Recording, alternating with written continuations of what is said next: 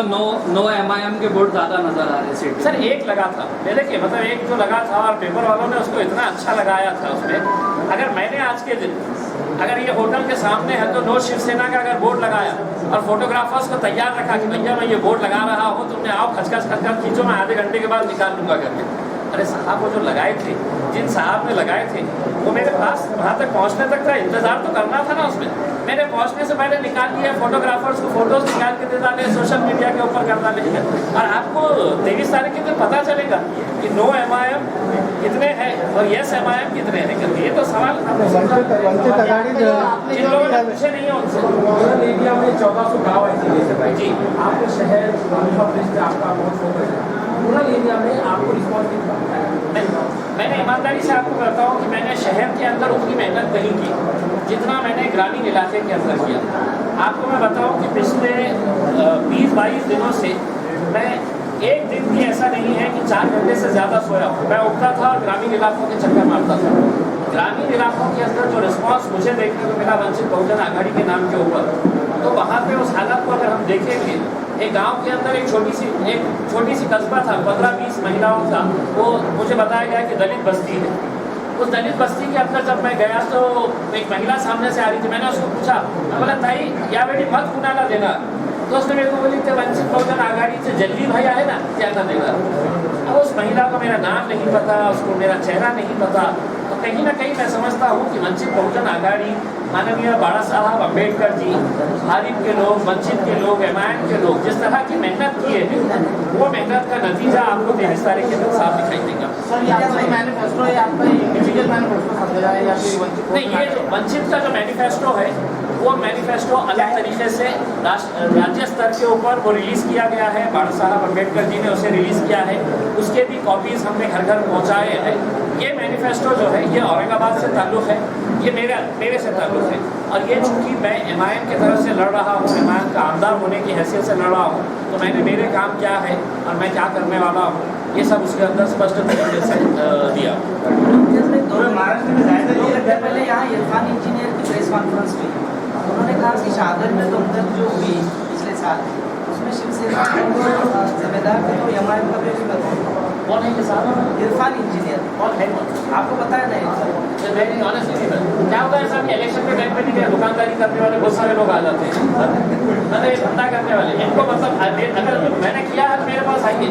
ये ऐसे लोगों को देखिए, मतलब ऐसे लोगों को नहीं जा, ये ले भैया ये 2-5 हज़ार रुपये ले, तो औरंगाबाद में जाकर प्रेस कॉन्फ्रेंस कर, और हमारे जिसको पहचानते नहीं कौन है करके, अब कोई तो भी प्यादा खड़े हो जाता है और बोलता है कि ये करेगा, और उसको बोलो अगर ऐसा कुछ है तो सिर्फ पत्रकार परिषद नहीं, उसमें पुलिस कमिश्नर ऑफिस में जाना और MIM के पूरे पदाधिकारी आमदार के खिलाफ है तो कंप्लेन करना, और अगर नहीं करा तो पट्टे तो ये समझ ले कि तेरे ऊपर भी है तो डिफॉर्मेशन केस डाल के तुझे भी अंदर लेके जाऊंगा। ये ऐसे दुकानदार धंधा करने वाले लोगों को मुझे हैंडल करना अच्छे तरीके से आता है।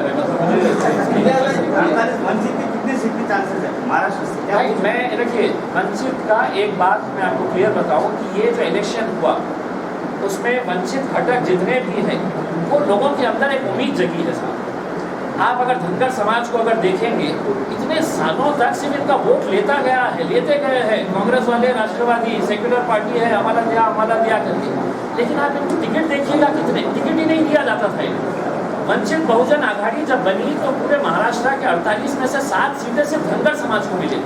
आज धनगर समाज के अंदर एक विश्वास पैदा हुआ है कि यार हमारे भी लोग लोकसभा के अंदर जा सकते हैं। आज माली है, कोली है, दूसरे जितने भी वंचित घटक हैं, इनको हमने एक तरीके से MIM सिर्फ अकेले लड़ रही है। असद अवैसी साहब ने MIM के पूरे कार्यकर्ताओं को, नेताओं को, सबको ये बोला है कि जहाँ जहाँ पर भी वंचित बहुजन आघाड़ी के कैंडिडेट्स खड़े रहेंगे तुमने पूरी ताकत लगाना चाहिए।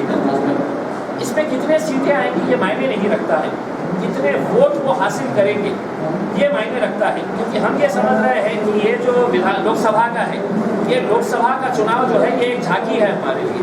विधानसभा का पूरा पिक्चर आपको उस वक्त दिखाई देगा, क्योंकि इतने टाइम कम था उसके बावजूद भी आज सोचिए कि लोकसभा का इलेक्शन लड़ने के लिए लोग है तो 5-5 साल से तैयारी करते हैं। जैसा आपने बताया कि इतने सारे गाँव मैं नहीं पहुंच सका सर, कहीं नहीं पहुंच सका। मैं आप लोगों के ज़रिए मैं लोगों से ये क्षमा चाहता हूँ कि मेरी पूरी ख्वाहिश थी, मैंने पूरी ईमानदारी के साथ कोशिश किया कि ज़्यादा से ज़्यादा लोगों तक, उसके बावजूद भी अब मैं कई इलाकों तक पहुंच नहीं सका, लेकिन अगर आप एक दिन मेरा साथ देंगे तो 5 साल में आप ही के नज़रों के सामने रहने वाला होगा। दूसरा ये है कि कुछ लोगों का एक अहंकार ऐसा होता है। कल एक साहब मुझे मिले थे और उन्होंने कहा कि भाई आप काम बहुत अच्छा करते हैं, हम आपको पसंद बहुत करते हैं, लेकिन आपने हमको फ़ोन ही नहीं किए कि भाई इलेक्शन में लड़े, आप हमारे को मदद करना था करके। तो मेरा ये कहना है ये इलेक्शन इम्तियाज़ अली का नहीं है, ये शहर का इलेक्शन है, ये औरंगाबाद शहर का इलेक्शन है। आपको छोटी मोटी बातों को नज़रअंदाज करना पड़ेगा। आपको ये सोचना पड़ेगा कि साहब ये इम्तियाज़ अली अगर खासदार बनेगा तो कोई अपने लिए नहीं, मैं औरंगाबाद शहर के विकास के हिसाब से आप मुझे वोट देने वाले। और अगर आप ये सोचेंगे कि नहीं मेरे गली में तो आए नहीं भाई, मेरे को देखे नहीं, मेरे को सलामी नहीं किया, बस मेरे को गुजरना था गाड़ी में से देखे नहीं करके, तो ये चीज़ें अगर रहेगी तो फिर तो वही हाल होने वाला है जो औरंगाबाद का 20 सालों से होता आया। उद्धव ठाकरे एमआईएम को रजाकारों की औलाद कह रहे हैं, इस पर क्या बोलें? देखिए मतलब क्या है, उद्धव ठाकरे साहब और उनकी पार्टी अगर महाराष्ट्र के अंदर जाति, धर्म और समाजों के बीच में तेड़ निर्माण करने का अगर किसी ने काम किया तो वो शिवसेना पार्टी। जब से शिवसेना आई तो उन्होंने कभी है तो उत्तर भारतीयों को गाली दी है, कभी गुजरातियों को दी है, मुसलमानों के बारे में तो कभी अच्छा कहा ही नहीं है। तो मैं उद्धव ठाकरे साहब के मुँह से कोई फूल हमारे लिए निकलते हुए हम देखेंगे नहीं, मतलब उनकी राजनीति ही ख़त्म हो जाएगी। अगर वो मुसलमानों को गालियाँ नहीं देंगे तो उनकी राजनीति ही ख़त्म हो जाएगी। उनका लक्ष्य यही है। खैरे साहब जीतते कैसा थे, खान पाइजे बांध चाहिए, हिंदू मुस्लिम यही मुद्दों के ऊपर चुनाव करते थे ना, तो स्वाभाविक है।